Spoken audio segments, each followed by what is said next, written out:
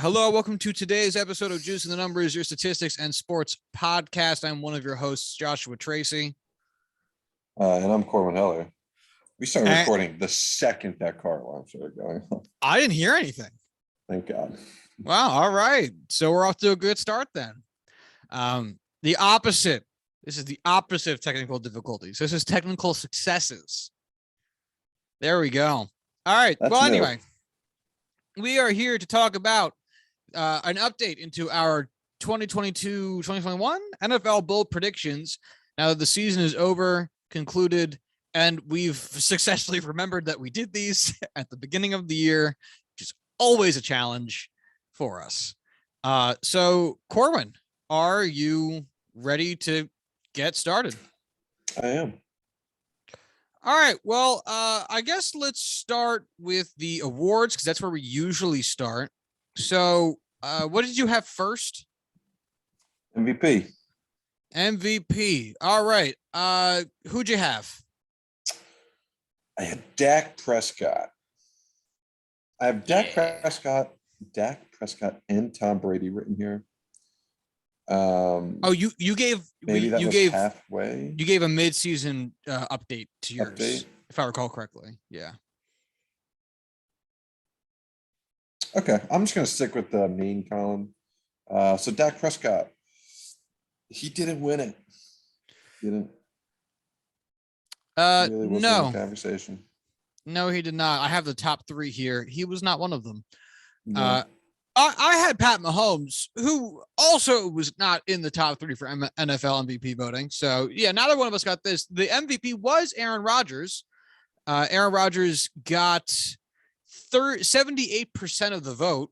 So, I mean, really ran away with it. 39 first place votes as compared to, I guess it's just votes. It's not first or second. It's not ranked. Tom Brady came in second with 10 votes, and Cooper Kupp came in third with 1 vote, which is really well.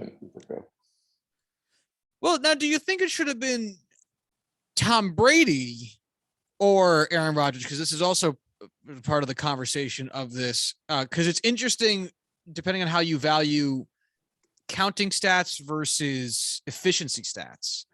Because Tom Brady, 1,200 more passing yards, 5,300 versus 4,100. 6 more touchdowns, 43 versus Rodgers is 37. He did have 8 more interceptions, 12 to 4. But Tom Brady also had 180 more pass attempts.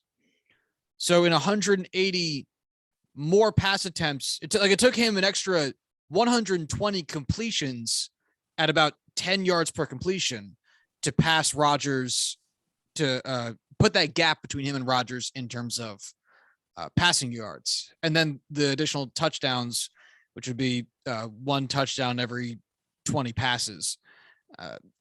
Where it depends on where you value that, I guess. You know what I mean? Like, does it say more about how the system that Brady was playing in was built around him, that he had to pass so much that was just how the Bucs were good? Or does it say that Rodgers didn't have to do that because his team won, 14 out of 17 of their games, and they did it with him still having a great season? It's an interesting dynamic there. What do you think? I feel like it comes down to, when it's close, I'll go efficiency. If there's a big gap, I'll go with the counting stats, where it is clear that whoever ended up with more was doing more overall. I don't know. I think it really there's too many variables to have it just be the most efficient quarterback wins the award, or whoever has the most passing yards and touchdowns and best ratio to those is the MVP. Which is why I kind of think it should have been Cooper Kupp, because both of those quarterbacks were really good. I think Cooper Kupp was far and away the best player that we saw, dominating on offense this year. And I don't know, there's so many ways to look at it. If it's, who is the single most valuable player to their individual team, with the caveat of, winning record or playoff team or just blowing away the competition and whatever. I don't know, but this year. Pick your poison. I mean, we've talked about it every year we've done this, about how it is kind of pointless to have the MVP be the quarterback award because it's not the letters that's in MVP. Because if we were to take quarterbacks out of the situation, it seems pretty clear that Cooper Kupp deserves this award, but would never be able to win it because he does not throw the ball. He catches the ball, and that is apparently his fault, which is why he'll never win this award. How dare he? Really, it's an affront to all of us. For reference, if Rodgers had the same number of pass attempts as Tom Brady, given Rodgers' 7.7 yards per attempt, that would put him at 5,400 passing yards, which would be more than Brady at 5,300. Not trying to justify why Rodgers won this award. Really, who gives a fuck? But just to tack on to the efficiency versus counting stats conversation. So the fact Rodgers won, neat. Who I don't care. Fuck you, Aaron Rodgers. I'm glad your engagement ended. Eat a dick. It was very creepy to begin with. Like Shailene Woodley just stopped playing teenagers, so like I couldn't even. And Rodgers looks so much older than he is. So like that relationship just screamed to me like child bride, even though I know she's like 30 at this point. It's so weird. You're marrying the teenager from Descendants. Stop it. Anyway, all right. So do you want to do offensive rookie of the year or offensive player of the year? Where do you want to go next? My next one's offensive player of the year. I had Calvin Ridley. There's nothing to be said there. I'll pull up his stats just to really put myself on blast. Oh boy, let's look at these numbers. Get ready to get 5 games, 31 catches, 281 yards, 2 touchdowns. Yeah. I mean, not benched much. Himself halfway through the season. Was like, I'm coming back next year. See you guys later. It's not much worse than I did. Wait, hold on. Where am I? Oh, did I do it to myself again? Which year is this? Oh, wait. All right, hold on. I was in the wrong year. Damn it. I did it again. I caught it early this time. I caught it early this time. Fuck, I hate myself. Who was your pick from last year? My pick from last year was Patrick Mahomes. Got it. My pick from this year was actually Aaron Rodgers. So I actually got this one right. Sure. Because I was going to say, for offensive player of the year, I had like DeAndre Hopkins, and he didn't play very much. And then I was looking around, and I had rookie of the year as CeeDee Lamb, and I was like, oh, he's not a rookie. That's a catastrophic mistake. How are you so consistent with not knowing what year it is? Dude, and I even had the year listed on the right one. I just didn't look at. I hate myself, man. Whatever. I hate you too. We all should. I'm not a good guy. All right. So I had. Oh man, and now I just misspelled Christian McCaffrey's name in the searches. I had Christian McCaffrey here. He played 7 games. He wasn't winning this award. The winner of this award was Cooper Kupp, which I never would have picked him.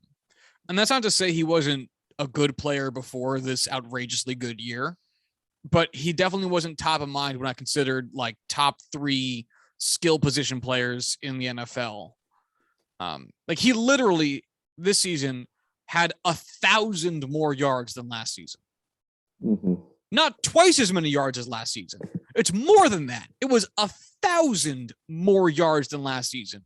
He had 13 more touchdowns this season than he did last season. Like it's a stat. Go ahead. And it's not like he had like a super shitty season where he had like 400 yards last year, rookie year, didn't play that many games. It's like, no, he almost hit 1,000 yards and 100 receptions. Yeah. An unreal season. Like, Yeah, he had a great year. His catch percent was his career best last year. And then he improved in that too. Yeah, I know. It's absolutely ridiculous. So yeah, no, I don't think anyone would have. The odds on him winning would have probably been colossal. So yeah, neither one of us get this. Defensive player of the year. Who'd you have? I had TJ Watt. What a surprise. Yeah. I had Myles Garrett. That didn't go well. Close, but no cigar. Not even close. It wasn't top three. The top three was Really? in third was Aaron Donald, who only got. Oh, I should say Cooper Kupp was first for Offensive Player of the Year. He only got 35 out of 40 votes, which honestly, 35 out of 50 votes, which honestly seems ridiculous to me. Mm-hmm. What else would you put? So nobody. Yeah, honestly, this should have been fucking unanimous. 5 jackasses picked Brady and Rodgers. 3 votes for Brady, 2 for Rodgers, which like go fuck yourself. One of them was taking home MVP, and then 10 people voted for Jonathan Taylor, which is an interesting second place. I can see. To some extent. I am not compared to Cooper Kupp, but that's my issue. He had a really great year. Right. If Cooper Kupp wasn't here, then it's like I totally get it. But this really should have been unanimous for me. Not that it matters at the end of the day. At 1,800 rushing yards, 18 touchdowns, 360 receiving yards, another 2 touchdowns there, 20 touchdowns, over 2,000 yards. That's a really great season. Cooper Kupp just happened to do that as a guy who gets the ball half as much. With significantly less control over his situation than a running back does. Yeah. I mean, you have to rely on the quarterback being moderately decent. And trust for at least like 16 teams, that's hard. Yeah. Ask Calvin Johnson how that went. Oof. Sorry, buddy. But anyway, so Aaron Donald for Defensive Player of the Year finished third with 3 votes. Micah Parsons of the Dallas Cowboys finished second with 5 votes. And then overwhelmingly in an award that probably also should have been unanimous, TJ Watt, Corwin's pick for the Steelers, did in fact take home Defensive Player of the Year. Maybe I'm being harsh with these should be unanimous things, but these two really feel like they should. I don't get the argument to be made for voting for anybody other than these 2 guys for these awards. I get the conversation around theoretically who would finish second, but it feels like I don't know how you get handed a ballot for these 2 guys, for these 2 categories, and seriously pick outside of ranked choice voting like they do in MLB. I don't get how you actually jot down anybody's name but these 2 dudes. Mm-hmm. You want to wax poetic about TJ Watt for a second? There's nothing to be said that I haven't waxed poetically about it before. Wax away, buddy. He's an unbelievable treasure. He's a sexy guy. Midwest sexy guy. Unbelievable motor. Just a lunch pail kind of player. Just Oh, he is white. That's for sure. I forgot. Yeah. What more do you want? I was gonna say it's a white man. Oh, right. TJ Watt. Yeah. I forgot who we were talking about for a second. Yeah. Say what you will about the man. Say what you will about Myles Garrett's a better athlete, or Aaron Donald does just as much with 3 times as many double teams, triple teams, whatever. The man tied. I once saw Aaron Donald get a sack with all 11 guys trying to tackle him. Fuck off. I once saw record with 14 games. I once saw Aaron Donald get a sack with a 12th guy on top of him. The coach came off from the sideline. Aaron Donald still got the sack. I'm just saying. I mean, look, if there anyone that you would want to see in a dark alley at night less than Aaron Donald, absolutely not. Was that because he's black? If I had, God damn it. Is there anyone else I'd want to start a team around defensively more? No. Fuck, man. TJ Watt's been my guy since the draft, and I'll hold that in my heart. He plays for your team. Like it's hard not to have that guy in your heart. Yeah, I get it. All right. So we have gone back and forth about whether or not offensive rookie and defensive rookie of the year awards exist, and Pro Football Reference doing it separately. Does categorize them. It does. Yeah. So I have them both here. So so does the NFL website. All right, good. So we're not insane. So for offensive rookie of the year, who did you have? I had Mac Jones. Smack Jones at the beginning of the year or halfway through? At the beginning of the year. Interesting. He did finish second. He got 5 votes for finishing second. The third place finisher was Creed Humphrey of Kansas City. And the fourth place vote getter was Rashawn Slater of the Los Angeles Chargers.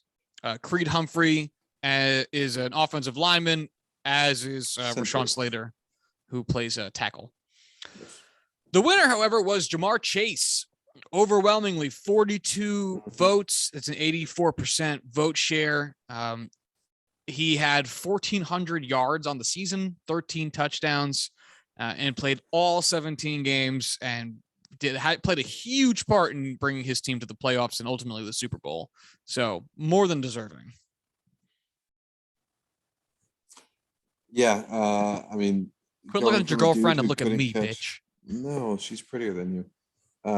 Impossible. Going from a guy. Everyone loves frumpy Jewish men.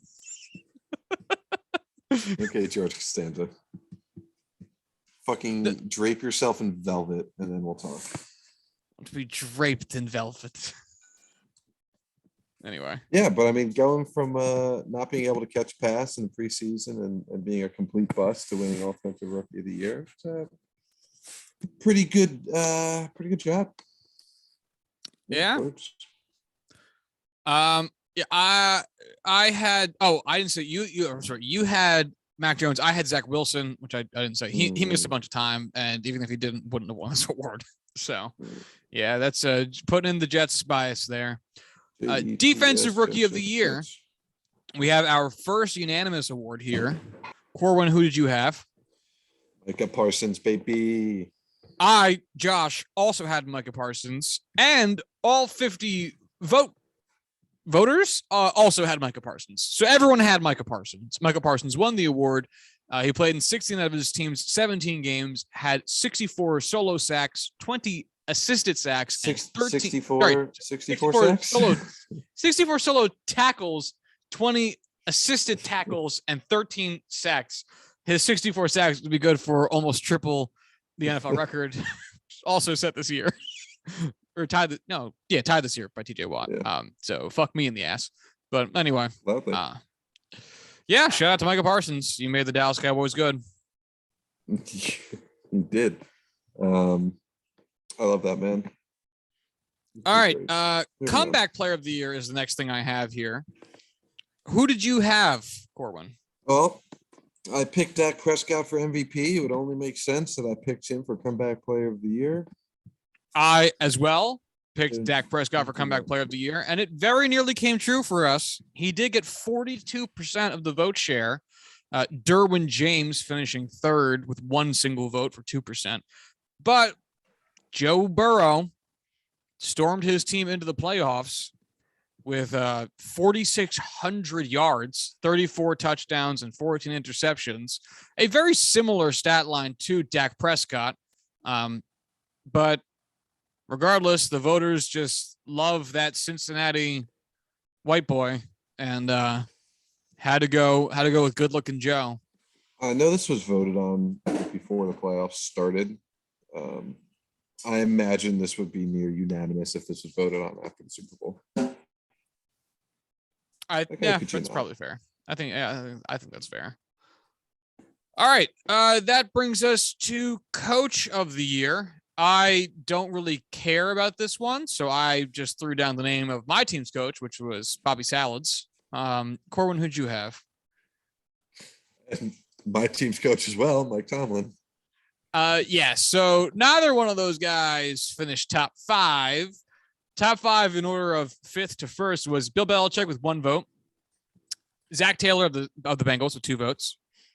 Rich Bisaccia, I'm not really sure, of the Raiders with 3 votes, which is interesting because his term was just interim, but still.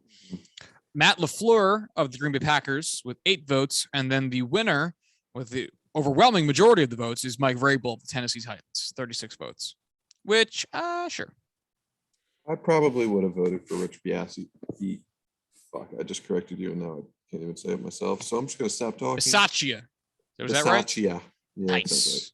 Fuck you, Right. Italians. But at the end of the day, it probably should have been Brian Flores, and he turned that team around, almost brought him to the playoffs. Yeah, it's fascinating that Brian Flores here doesn't finish top 5, because how do you win 7 straight games and not finish top 5? I know he also lost 7 straight games, which is hilarious, but I mean, that team sucks hot dick, so who cares? That's all the more reason to say 7 in a row is a major coaching achievement.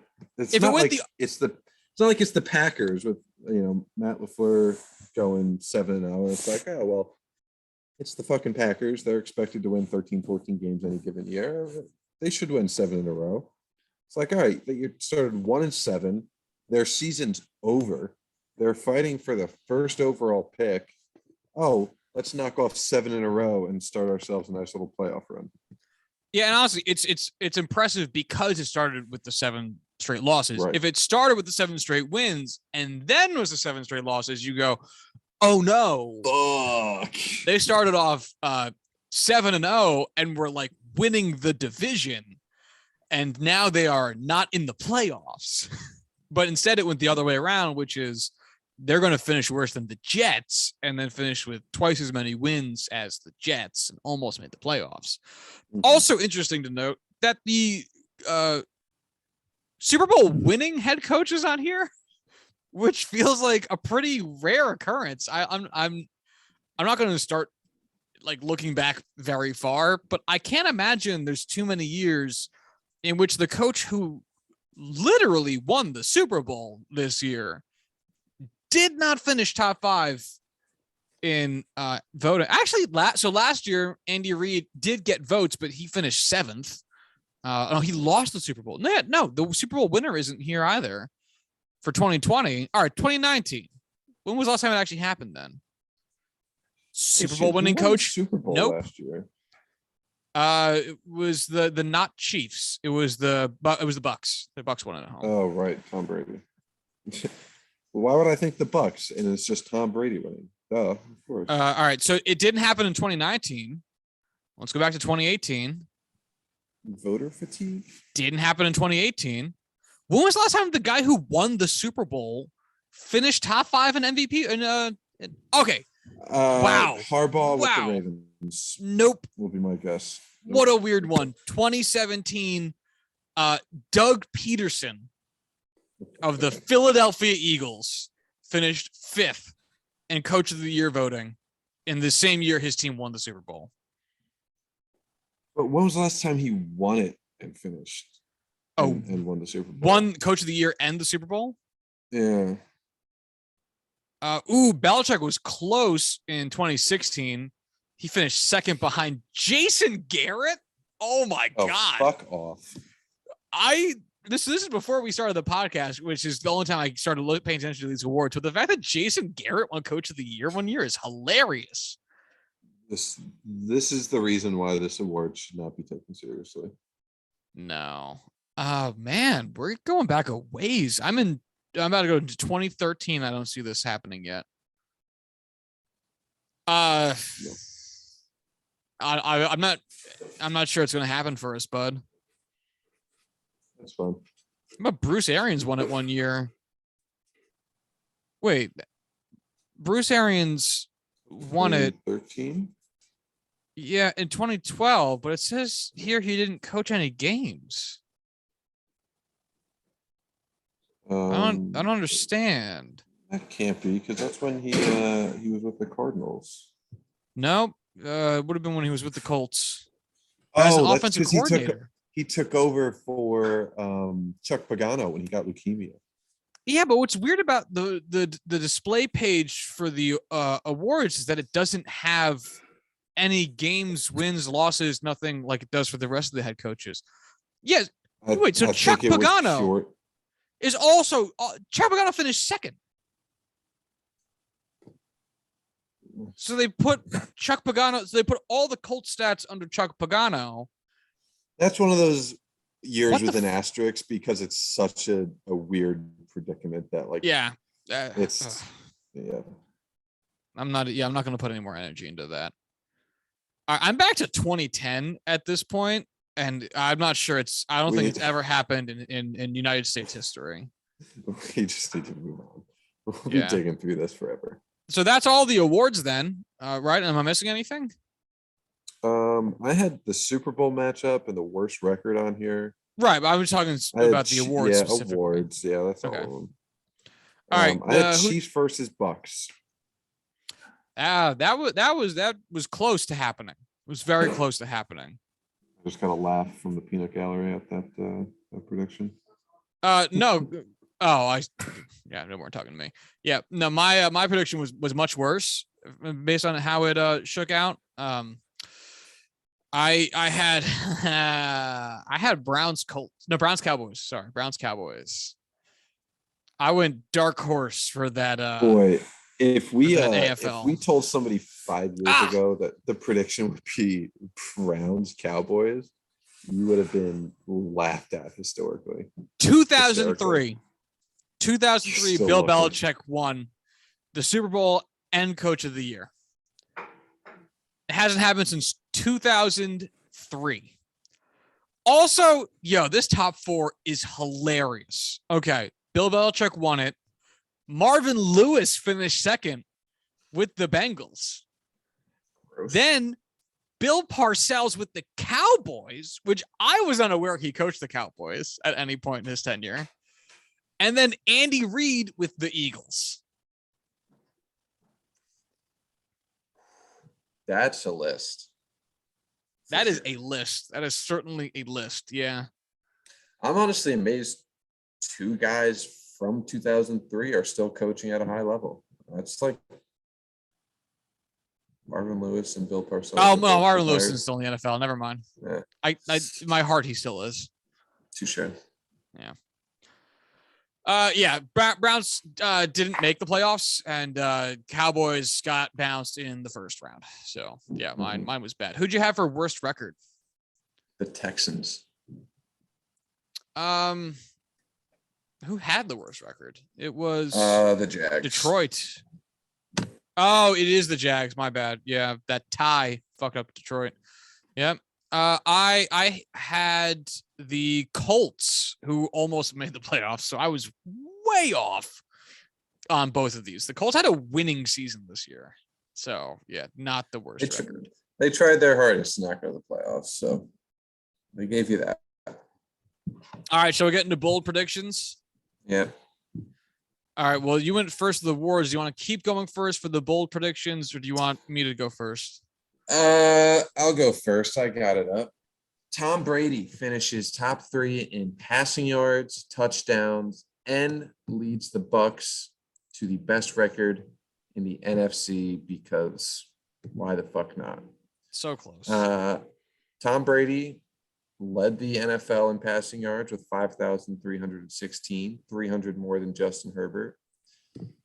He led the NFL in passing touchdowns with 43, ahead of Matt Stafford's 41. And believe it or not, he had the best record, tied with the Packers in the NFC. Was he the 1 seed? He was not the 1 seed, but that wasn't my prediction. I said the best record. The 1 seed is the best record, given tiebreakers. 1 seed, yeah, there's no tiebreakers with record. There's no tiebreakers for saying the best. That's literally what tiebreakers are there for. The best record is a numerical value. He got the best record. 13-4 is best as anyone did that entire season. No, because the Packers did better. They didn't do better. Based on advanced metrics. Advanced metrics. Okay. Hey, Josh, I'm saying I got this one right, and there's nothing you can do to stop me. I mean, that's true. There's nothing I can do to stop you. I cannot take this to arbitration. How often do we get these right? Any at all? So infrequently. I'm taking this. Yeah, you should take it. Which brings us to my next one, or my first one, which is Jameis Winston retains his volume production while cutting his turnovers in half, finishing top 5 in MVP voting. I read out the MVP voting. Jameis Winston's name nowhere to be found. He did cut his interceptions. He cut his interceptions by 90%. He had 30 interceptions last year. He only had 3 this year. And honestly, if we're being straight, he pretty much did keep his volume intact, at least in terms of this, because he also had 14 touchdowns this year, 33 last year, but he only played in 7 games. So if you double these stats, that would have put him at 28 touchdowns and 6 interceptions, which I think I get right on that front. But I think you should. Only playing 7 games though isn't gonna cut it. He only had 1,100 yards this season, which is not great. It was a pretty good year for him in terms of yards per completion. It was the best yards, adjusted yards per attempt of his entire career, but it was really low yards per game. So he was very, very efficient with them, but there wasn't a lot of them. I blame the system that was built around for him because he never really got to find a groove. It wasn't his team the whole way through the season, as the Saints divvied up quarterback responsibilities and all that type of shit. But regardless, it did not come true. So no dice. Do you think he stays in New Orleans? Oh, that's gonna so depend on whoever gets brought in to discuss to replace Sean Payton, which I am also realizing we never discussed the fact he's retiring. Sean Payton retired. Yeah, get over it, bitch. I say Kevin bitch not to James you, coming in but to replace him. yeah, he is going to be the king of the voodoo king of queens. The king of the king of gumbo, the shrimp master general. Anyway, I'll say yes, because what's the Saints' other options at this point? They could probably get. You're muted, by the way. You could probably get. Taysom Hill. Fucking goddamn it! Mute yourself again. I don't want to hear this. Okay. This is officially a Taysom Hill slander podcast. Yeah, I would think that they retain him. I don't know what else they would do. I muted myself. Yeah, I know. All All right, what's the next one? Davis Mills starts more games in Houston than Deshaun Watson. This seemed like a bold prediction nearly a year ago. Looking back, it's very vanilla. But Jason, No, this was vanilla when you said it, because I remember giving you shit saying that there's a good chance Deshaun Watson doesn't play any games this season, which he didn't. I was very hung up on the fact that the NFL doesn't give a shit about off-field issues unless it's involving drugs, and that they would have swept that under the rug almost immediately. But you also forgot that this man is black, which the NFL takes very seriously. You know, I heard quarterback, instantly thought quarterback, white, of course, and just assumed, Yeah. You can never. The NFL will never let that slide. Yeah. My next one, which is a funny one, because it's wrong in a couple of ways. Jimmy Garoppolo turns into a stud, still gets benched for Trey Lance. So this is wrong twice. And the conversation Corwin and I had about it in the offseason was essentially Trey Lance seems like a really good prospect for the Niners. They traded up aggressively to get him, which means that they must see him as the future, in addition to the fact that Jimmy Garoppolo has not been playing well and kind of directly cost them the Super Bowl. And all that to say, they will try to perhaps, for everyone's best interest, script the entrance of Trey Lance into the starting team. And which is how we've seen other teams do it year after year. Right. It's not uncommon in the modern day approach of developing quarterbacks. And so the bold prediction here wasn't really that Trey Lance was going to start for Jimmy Garoppolo, because we kind of assumed that would happen. That was actually more of the given part of this. The bold prediction was that Jimmy Garoppolo balls out and San Francisco makes the tough decision to still bench him and start Trey Lance. And not only did they never start Trey Lance, Jimmy Garoppolo didn't even play well this season. Actually, I shouldn't say he didn't play well. He didn't play up to the capacity they needed him to. He still had a pretty decent year. He had 3,800 yards, 20 touchdowns, had the best yards per completion in the entirety of the NFL this season. But he also had 12 interceptions, which is a lot. he had to fucking I lost my own train of thought. Oh, he had a 53.3 QBR, which was the second worst of his career. His quarterback rating of 98.7 is decent, but is lower than maybe his yards would suggest, because he also made a lot of bad throws and threw a lot of untimely interceptions, a lot of untimely incompletions, and didn't carry his team in any real way when they needed him to. So the yards kind of protects the fact that this was an underwhelming year from the guy who probably should have gotten benched for Trey Lance. It's kind of weird. So everyone's wrong. I'm wrong twice, and the Niners are wrong once. You being wrong twice is all I care about. I know. I'm excited for Trey Lance next year. I'm excited for Jimmy Garoppolo to go to a team and do nothing. All right, give it to me. Give me your next one. Give it to me. The Texans lose every game that isn't started by Deshaun Watson, which I amended because we did this after week 1 in which they won. The Texans will be cursed by Jacksonville with how it happened last year and will lose 15 straight games after winning week 1. This was looking really good for about 7 weeks, 8 weeks. And then they beat Tennessee, who was the number 1 seed in the AFC this year. Then they beat the Jaguars and the Chargers. Finished with 4 wins, which I don't get that.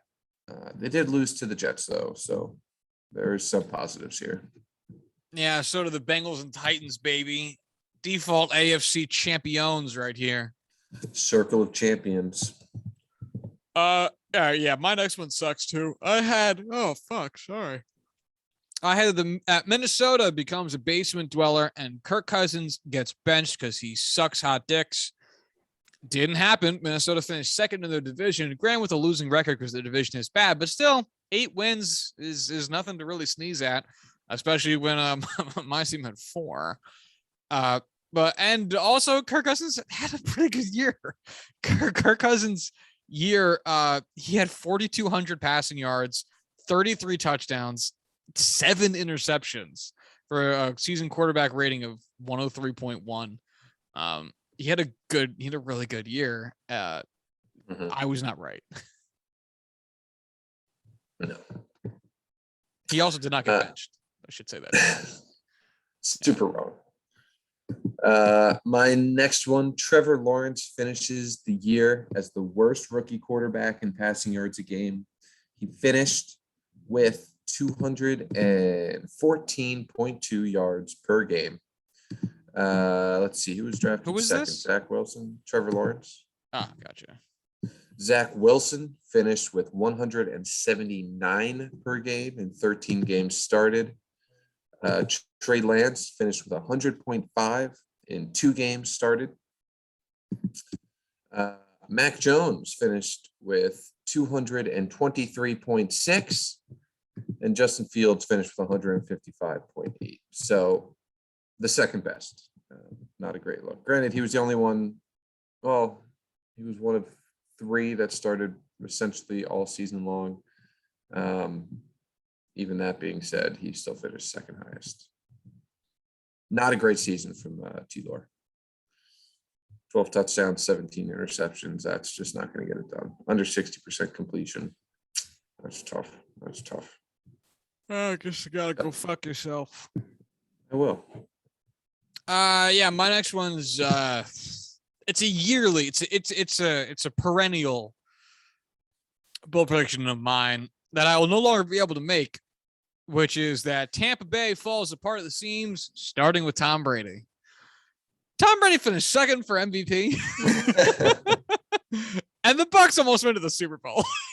Yeah. Bucs were like a field goal away from the Super Bowl. So, yeah, it didn't happen. No, it didn't.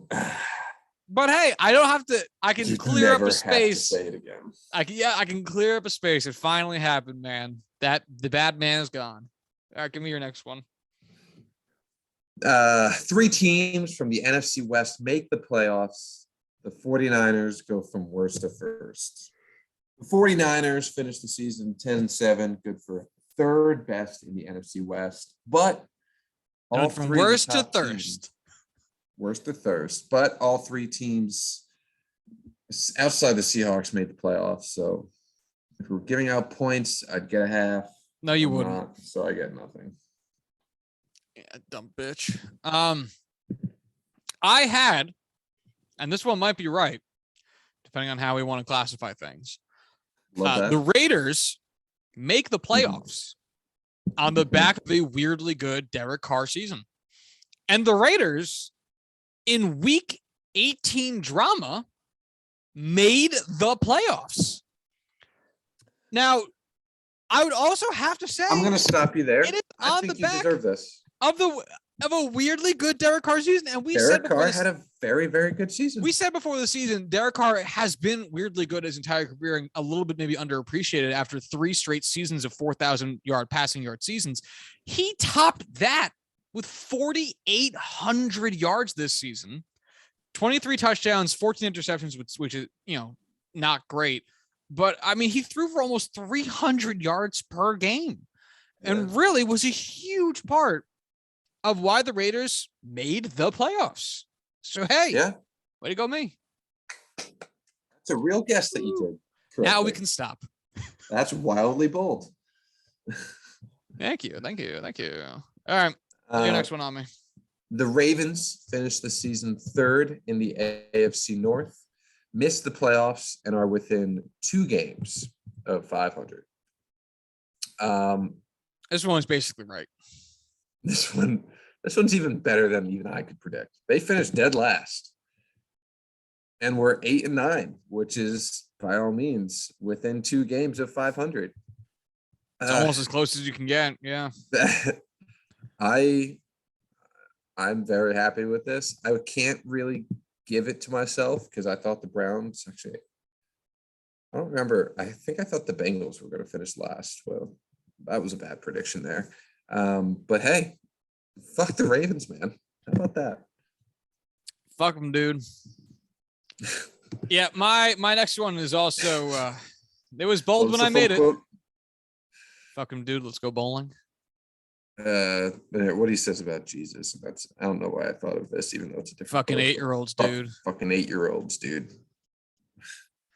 Love that. Not 8-year-olds, but that movie.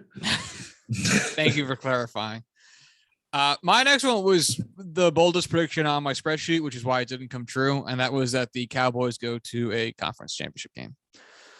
They did not make it out of wild card weekend. I forgot that they lost to the prediction, Niners. My 10th prediction was also the Cowboys make it to the conference championship game. Yeah, not good. No, very bad, very bad. I guess I'll move on to my next one. Mark Ingram outproduces every single Ravens running back. He finished the season for 2 different teams, Houston and New Orleans, with 160 carries, 554 yards, and 2 touchdowns, good for 3.5 yards per attempt. The top running back, not named Lamar Jackson, for the Baltimore Ravens, had 133 carries for 576 yards and 5 touchdowns, good for 4.3 yards per attempt. So just barely beating out Mark Ingram in his diminished role.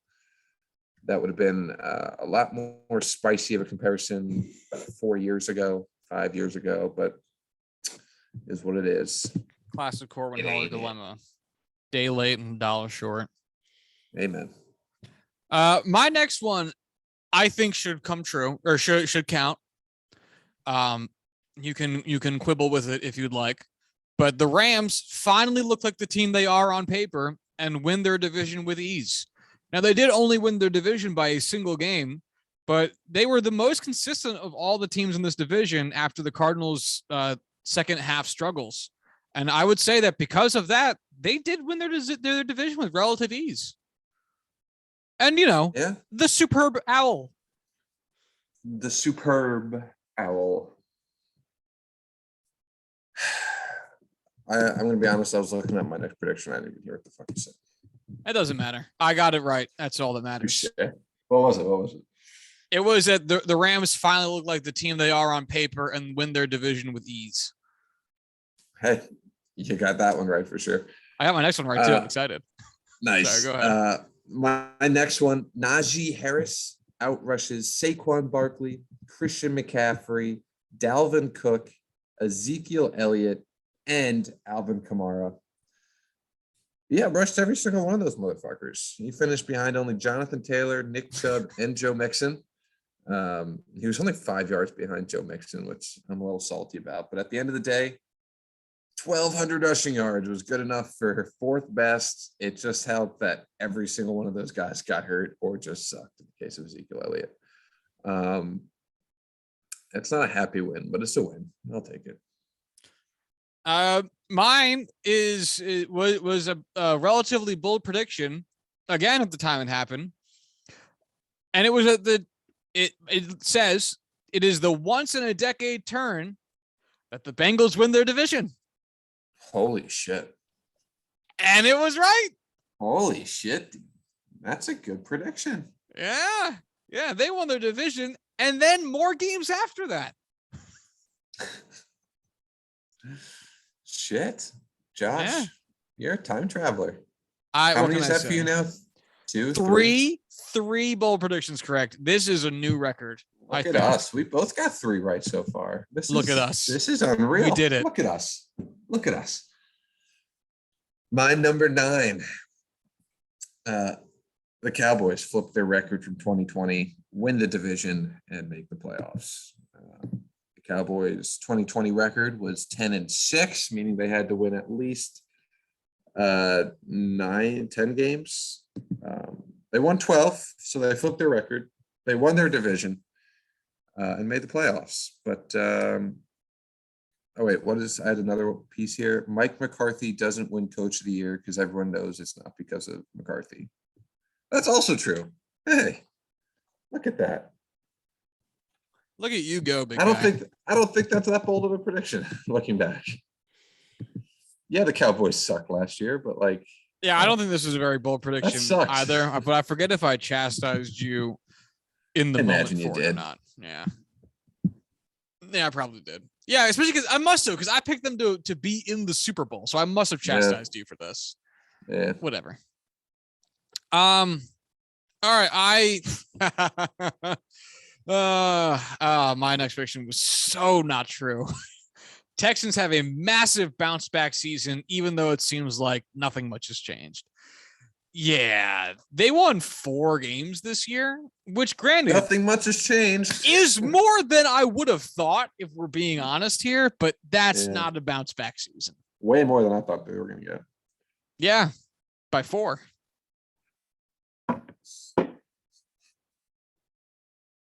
Touche. Ooh. Yeah. I already said my number 10. Cowboys make it to the conference championship for the first time since 1995 Super Bowl. They didn't.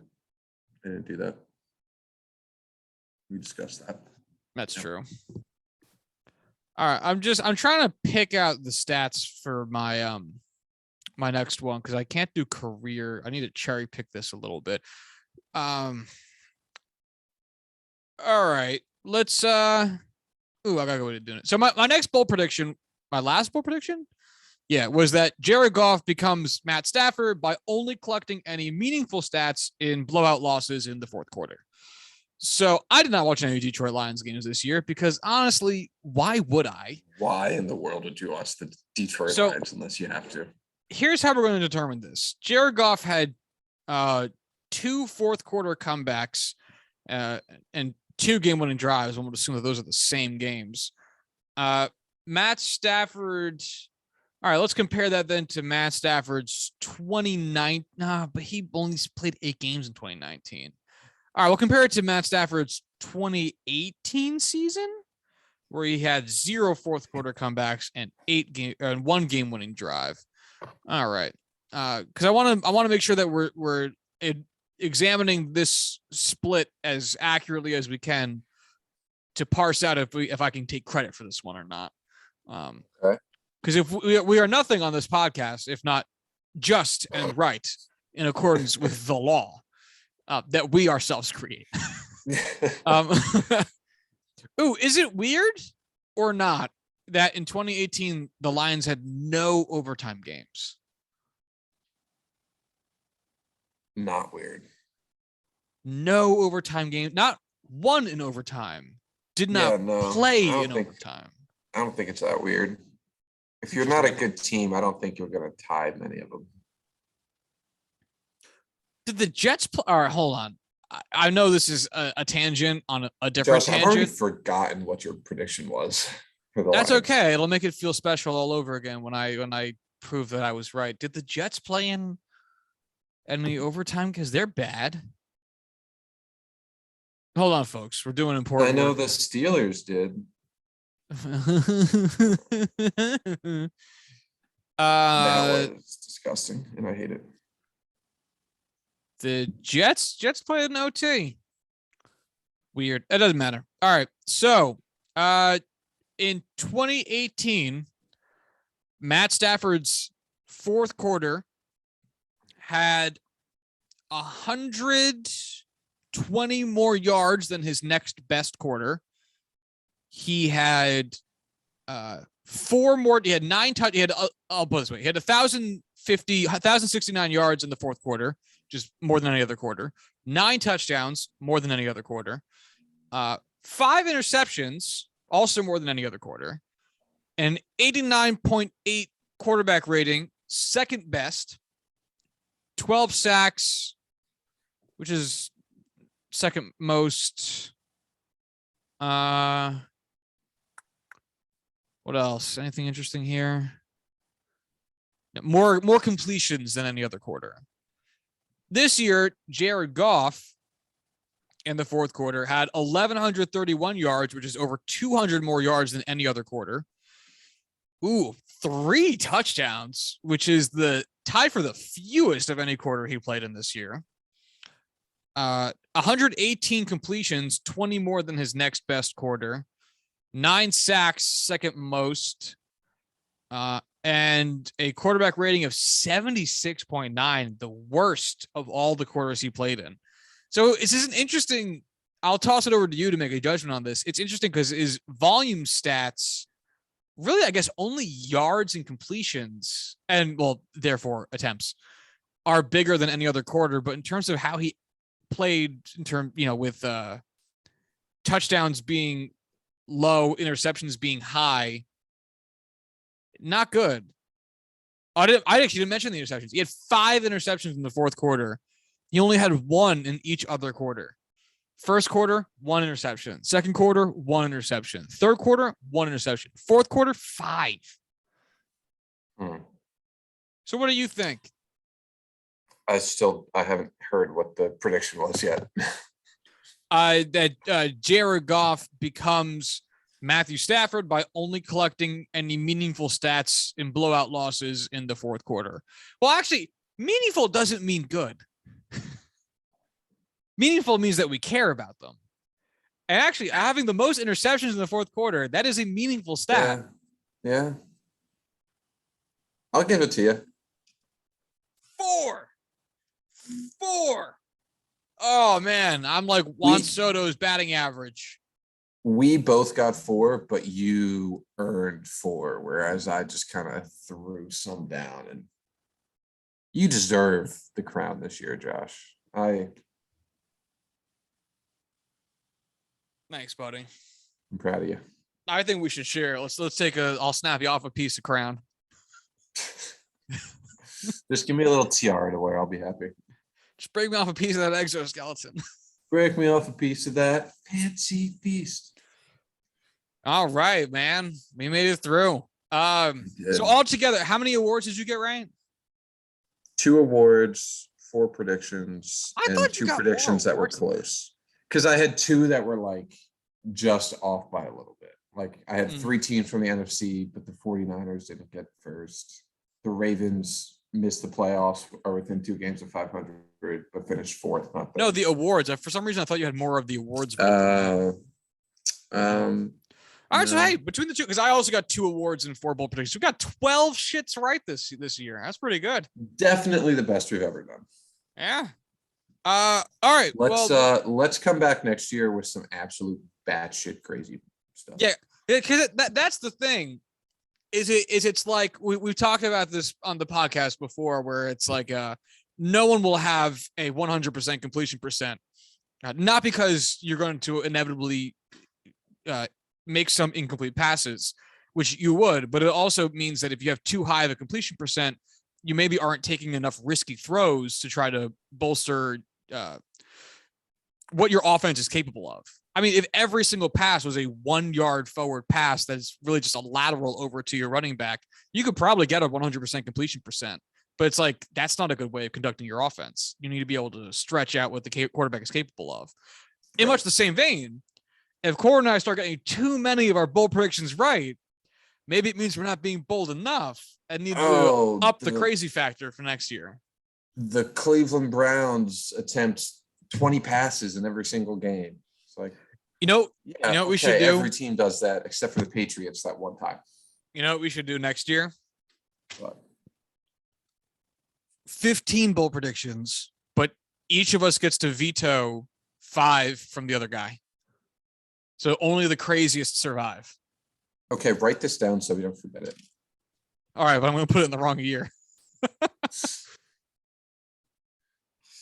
Touche, good sir. Touche. All right, I got it jotted down. I'll try to keep this in mind next time.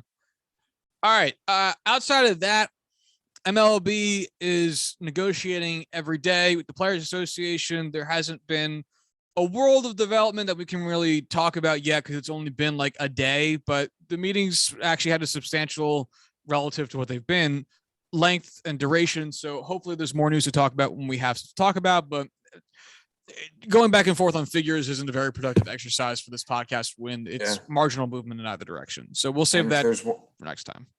If there's one thing Josh and I love talking about, it's length and duration. That's all we have, my friend. It's all we have. Yeah. So all right, we'll save everything. We'll save all of our good other additional banter for next episode when we talk about whatever there is to say. That's all we do. So yeah. If you want, in the meantime, if you want to follow the show on Twitter, you can do so at Juicing Pod. If you want to follow Corwin on Twitter, you can do so at Corwin Heller. If you want to follow me on Twitter, you can do so at Joshua D. Tracy. If you'd like to send emails to the show, you can do so at juicethenumbers@gmail.com. And until Monday, y'all have a good one. Bye.